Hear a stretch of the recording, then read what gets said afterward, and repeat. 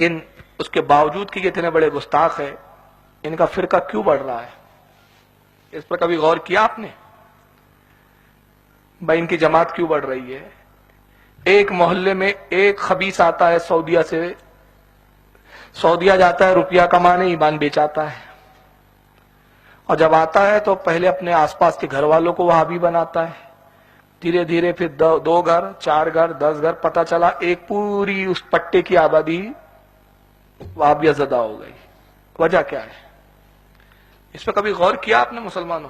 سنیوں سے کہہ رہا ہوں، سنیوں نے غور کیا؟ کبھی سوچا، محاسبہ کیا کہ ہمارا عقیدہ اتنا اچھا، ہماری کتابیں ہیں، ہمارے پاس علماء ہے، کیا نہیں ہے اہل سنت کے پاس؟ ارے اہل سنت کے پاس نبی ہے، اہل سنت کے پاس امام ہے، ائمہ ہے، اولیاء ہے، غوث ہمارے یہاں ہے، کتب ہمارے یہاں ہے، ابدال ہمارے یہاں ہے، اوتاد ہمارے یہاں ہے، اقطاب ہمارے یہاں ہے، علماء ہمارے یہاں ہے، مفتی ہمارے یہاں ہے، امام ہمارے یہاں ہے۔ ارے نبی امام اعظم، نبی اعظم ہمارے یہاں، خلیفہ فاروق اعظم ہمارے یہاں، امام اعظم ہمارے یہاں، اولیاء میں غوث اعظم ہمارے یہاں، مجدد میں مجدد اعظم ہمارے یہاں، مفتیوں میں مفتی اعظم ہمارے یہاں، سب اعظم، پھر بھی وہ کیوں بڑھ رہے ہیں؟ سب کچھ تو ہے ہمارے یہاں، ان کے یہاں نہ تصوف ہے، نہ کتب ہے، نہ ابدال ہے، نہ ولی ہے۔ میں چیلنج کرتا ہوں، کوئی مائیکل الوہابی جماعت میں ایک ولی دکھا دے مجھے۔ ارے ولی تو چھوڑو، ولی کا بچہ دکھا دے، کوئی چھٹ پیا مینڈکی کا بچہ ہی دکھا دے کوئی ولی۔ نہیں ہے اس جماعت میں ولی، اس جماعت میں کوئی غریب نواز نہیں ہے، اس جماعت میں کوئی غوث پاک نہیں ہے، یہ ہماری جماعت میں ہے۔ اس جماعت میں امام اعظم نہیں ہے، اس جماعت میں ائمہ نہیں ہے، مگر پھر بھی وہ فرقہ بڑھ رہا ہے۔ اس کی 2 وجہ ہے بھائی، 2 وجہ، اور اس کی اصلاح کرنی ہوں گی۔ اگر ہم اصلاح نہیں کریں گے، وہابیت پھیلتے رہیں گی، قیامت کے دن اس تعلق سے ہم سے پوچھوں گے۔ سب سے پہلی وجہ ہمارا بے نمازی ہونا، سب سے پہلی وجہ۔ نماز اب نہیں پڑھتے، 11ویں کا نام ہو تو 10 من کی بریانی تیار ہے، میلاد کی بات ہو 50 من پکانے کے لیے ہم تیار ہیں، جلوس کی بات ہو، جلوس سے اچھا تو منورنجن کا کوئی سادھن نہیں ہے اس وقت ہمارے پاس، کیونکہ ڈی جے ہم نکالیں گے، تھرکیں گے، ہم ناچیں گے، ہم پیر تو ہمارے تھرکنا چاہیے۔ یہی تو تعلیم ہے۔ عرس ہوگا بھی، کس کا عرس ہوگا آپ کے یہاں؟ حضرت سلطان حیدر علی کے پیر و مرشد۔ کیا یہ لوگوں نے، یہ بزرگوں نے یہی تعلیم دی ہے کہ میرے عرس کے نام پہ ڈھول بجاؤ، ناچو، تھرکو، ڈی جے بجاؤ؟ کیا بزرگ اسے ہی کہتے جو ناچتا ہے، تھرکتا ہے، گاتا ہے؟ قرآن تو کہتا ہے میرا ولی وہ ہوتا ہے جو صاحب تقوی ہوتا ہے۔ بے شک بے شک۔ ان اولیاءہ الا المتقون، اللہ کے ولی نہیں مگر وہ جو صاحب تقوی ہے، جنہوں نے تقوی اختیار کیا۔ لیکن ہم نے ولیوں کا کیا سمجھ رکھا ہے؟ ولیوں کے لیے صرف قوالی، نواز قوالی سنتے تھے۔ ارے ہاں یار، غریب نواز سنتے تھے، تو پہلے میرے بھائی یہ بھی تو ذرا بتا دے کہ وہ کس چیز کے ساتھ سنتے تھے، کون کون سے موسیقی کے آلات ہوتے تھے، کون کون سی مزامیر کے آلات ہوتے تھے، کون سے ڈھول، کون سے طبلے۔ حضرت فخر الدین چشتی رحمت اللہ علیہ، جو حضرت خواجہ نظام الدین اولیاء کے خلیفہ اور شاگرد ہیں، جب نظام الدین اولیاء کے زمانے میں تہمت لگائی گئی کہ یہ مزامیر، ڈھول، باجے، سارنگی، موسیقی کے ساتھ قوالی سنتے ہیں، تو نظام الدین اولیاء اس وقت ضعیف تھے، بوڑھے تھے، ان کی ملفوظات الفوائد اٹھا کے دیکھیے، فارسی میں آج بھی ملتی ہے، اردو ترجمہ آ چکا ہے، اس میں صاف فرمایا مزامیر حرام، مست ڈھول باجے سارنگی یہ حرام ہے، حرام ہے، حرام ہے۔ اور اپنے مرید فخر الدین چشتی سے کہا، فخر الدین سما کے خلاف کتاب لکھ، میں دستخط کرتا ہوں۔ انہوں نے کتاب لکھی، دستخط کی نظام الدین نے، اور اس میں کیا لکھا ہے حضرت نظام الدین اولیاء نے اپنی دستخط میں؟ لوگوں، ڈھول باجوں کے ساتھ قوالی ہمارے نزدیک زنا کی طرح حرام ہے۔ اللہ اکبر، اللہ۔ سلسلہ چشتیہ کو بدنام کرتے ہو یار، جاہل لوگ جو پڑھتے نہیں لکھتے نہیں، وہ بابا بنے بیٹھے آج، وہ پیر مغاں ہیں، 10 انگوٹھیاں لگی ہے، پیر صاحب ہے، طریقت ہے۔ اچھا ابھی تیرے سے نماز پڑھنا نہیں ہوتا، طریقت پہ چلا گیا تو اوپر کی سیڑھی چڑھ گیا، پہلی تو سیڑھی چڑھ، پہلی سیڑھی تو چڑھانی ہے، اور دوسری سیڑھی پہ عورتوں سے پیر دبا رہا ہے، طریقت، عورتوں سے بے پردہ مل رہا ہے، طریقت۔ نماز کیوں نہیں پڑھتا؟ قوالی سنے گا، طریقت، رقص کرے گا، طریقت، ناچے گا، طریقت۔ کیوں صاحب؟ طریقت ہے، طریقت اونچی ہے، شریعت چھوٹی ہے۔ ابے جب تو چھوٹی پہ فائز نہیں تو بڑی پہ کہاں چلا گیا؟ سلسلہ چشتیہ کو بدنام کرتے یہ لوگ. میں چشتی ہوں خدا کی قسم. میں آج تحدیث نعمت پہ کہہ رہا ہوں سلسلہ چشتیہ سے بیعت بھی ہو, سلسلہ چشتیہ میں خلافت بھی ہے, مرید کرتا نہیں ہوں میں. سبحان اللہ سبحان اللہ. لیکن مجھے معلوم ہے, میں نے پڑھا ہے, نظام الدین اولیاء کی کتابوں کو میں نے پڑھا ہے, دلیل العارفین خواجہ غریب نواز کی کتاب کو میں نے پڑھا ہے, انیس العارفین حضرت خواجہ عثمان ہارونی کی کتاب کو میں نے پڑھا ہے, اسرار الاولیاء بابا فرید کی کتابوں کو میں نے پڑھا ہے. یہ کتابیں میرے پاس موجود ہے, کتاب کھولو اور دیکھو چشتیہ سلسلہ کے بزرگوں نے کیا لکھا ہے. خدا کے واسطے ان کو بدنام مت کرو, بدنام کرتے ہیں ان کو. قوالی سنا ہے, اچھا قوالی سنا ہے, نماز بھی تو پڑھی ہے انہوں نے, وہ کون پڑھیں گا؟ وہ تم نہیں پڑھو گے. مزہ مستی چاہیے, منورنجن چاہیے, نماز ہم سے نہیں ہوتی. طریقت کیا؟ ناچنا طریقت ہے, لڑکیوں کے بیچ جھومنا طریقت ہے. اچھا جب یہی طریقت ہے تو آپ اتنے بڑے پیر نہیں, آپ سے بڑا پیر سلمان خان ہے اور عامر خان ہے. وہ بہت بڑے طریقت پہ فائد ہے, اس کا دن رات یہی کام ہے. پھر تو آپ اس سے جا کے مرید ہو جائیے. اس میں کیا سرخاب کے پر لگے اس سے مرید ہو رہے ہو آپ؟ ایک بات بتاؤ یار ذرا ایمانداری سے, درد کے ساتھ میں بات کر رہا ہوں. ایک ڈی جے کا سندل نکلتا ہے آپ کے یہاں, ڈھول بازوں سے سندل نکلتا ہے, پورے ہندوستان کا یہی حال ہے. مجھے یہاں کا نہیں پتا لیکن میں پورے ہندوستان کی بات کر رہا ہوں. ایک مجھے خدا کی قسم میں چیلنج سے بول رہا ہوں, مجھے ایک ایسا وہابی بتاؤ جو آپ کے سندل کو دیکھ کے سنی بناؤ, دکھاؤ مجھے. میں ہوں کل تک یہاں, کل بھی میرا جلسہ قریب میں رکا ہوں. مجھے کل ملانا اس کسی وہابی سے, میں رکوں گا صبح تک. اگر آپ بولے اور مجھے کسی ایسے وہابی سے ملاؤ جو وہابی تھا اور اس نے کہا کہ بھائی یہ سندل دیکھ کے میرے دل کے دریچے کھل گئے, میں سنی ہو گیا.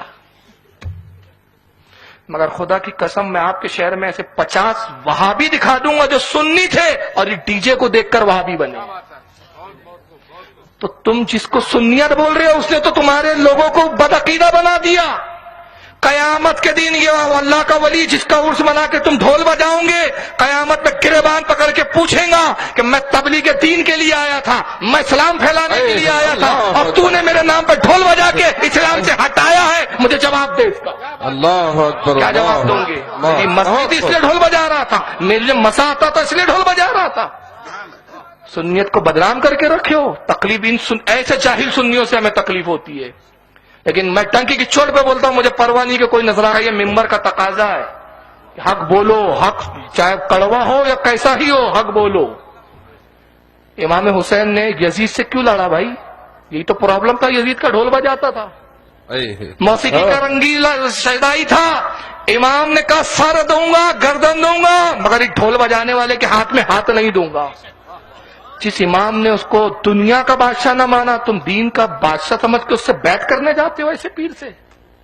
عجیب رقص آتا ہے. ارے باپ رے, میں نے دیکھا ہے, میں نے ایسا دیکھا ہے جا کے. میں گیا ہوں کہ بھائی دیکھو تو ان کے تماشے کیا ہوتے ہیں. ہمارے ناگپور میں بابا تاج الدین بہت بڑے بڑے ڈھونگی آتے ہیں, ہم تو دن رات دیکھتے ہیں. ایسے ایسے وہاں ڈھونگی دیکھتے ہیں ہم کہ جو تو آپ نے بھی نہیں دیکھے ہوں گے, روز کا معمول ہے ہمارا. قوالی ہو رہی ہے, سیما میں صاحب اس کو وجد آتا ہے, داڑھی صاحب ہے, وجد آ رہا ہے. ہائے ہائے وجد آ رہا ہے, تجھے وجد کی تعریف معلوم ہے کیا؟ کھولو ذرا اسرار الاولیاء بابا فرید کی. پوچھا گیا حضور صوفیاء کے وجد جو آتا ہے اسے وجد کی کیا کیفیت ہے, اسے کیا کہتے ہیں؟ فرمایا میاں یہ ایک حال ہے, اور حالت وجد میں اللہ کا ولی قرب خاص خدا بندی میں ہوتا ہے. اور اے عزیز یہ وہ کیفیت ہوتی ہے کہ اگر اس کے جسم کے 1000 ٹکڑے کر دیے جائے تو مطلق خبر نہ ہو. اللہ اکبر. اللہ. ان کی پچھواڑی میں ذرا سوئی چباؤ, ابھی سارا وجد رفو چکا وجد میں گرتا ہے. تو وجد بھی بڑا ہوشیار والا وجد ہے, دیکھتا گدا کا ہے, گرنے کے لیے بھی گدا ڈھونڈتا ہے پہلے. اب گرنا ہے, بہت جھوم لی, اب چکر آ رہے ہیں, تو وجد کے لیے پہلے گدا تلاش کرتا ہے. یہ وجد ہے تمہارا. یہ سنیت کو تباہ کر رہے ہو یار تم. یہ سنیت نہیں ہے, یہ مسلک کے اعلیٰ حضرت نہیں ہے, ناچنے والی قوم نہیں ہے, وہ ناچنے والی قوم نہیں ہے, یہ مسلمانوں کا ورثہ نہیں ہے. کیا بنا دیا یار مسلمانوں کو؟ کوئی بولنے والا نہیں, کوئی کسی کے سننے والا نہیں, سب من مائی نہیں کر رہے ہو. اور سنیت کا نقصان پہ نقصان, نقصان پہ نقصان. ایک کاروبار کرتے ہو تم, میرا بھی اب تک کاروبار ہے, طریقہ ہے, ایک محاسبہ کرتا ہے آدمی. 2 مہینے 3 مہینے بعد ایک دن بیٹھتا ہے ڈائری لے کے, یار کتنا کمایا کتنا گوایا, دیکھتا ہے یار 2 لاکھ روپے کاروبار میں لگائے, ارے سالا لاس ہو گیا یار, بینک میں تو 1.5 لاکھ ہی بچا, 50,000 اپنے لاس ہو گئے, نقصان میں اپن. دیکھتا ہے کہ نہیں صاحب؟ چلو یار اللہ صبر دے بھائی، چلو یار اس بار نقصان ہو گیا، اب بڑی محنت کروں گا، نقصان کی بھی بھرپائی کروں گا۔ پھر اس نے 4-5 مہینے میں محنت کی، پھر حساب کرنے ایک دن بیٹھا، دیکھا ارے یار اب تو 1 لاکھ کا لاس ہو گیا۔ اور مجھے بتاؤ ایک اچھا بزنس مین یہ غور نہیں کرے گا کہ بھئی کہاں کمی رہ گئی یار کہ بار بار اس کاروبار میں نقصان ہو رہا ہے؟ غور کرے گا کہ نہیں کرے گا؟ کرے گا نا۔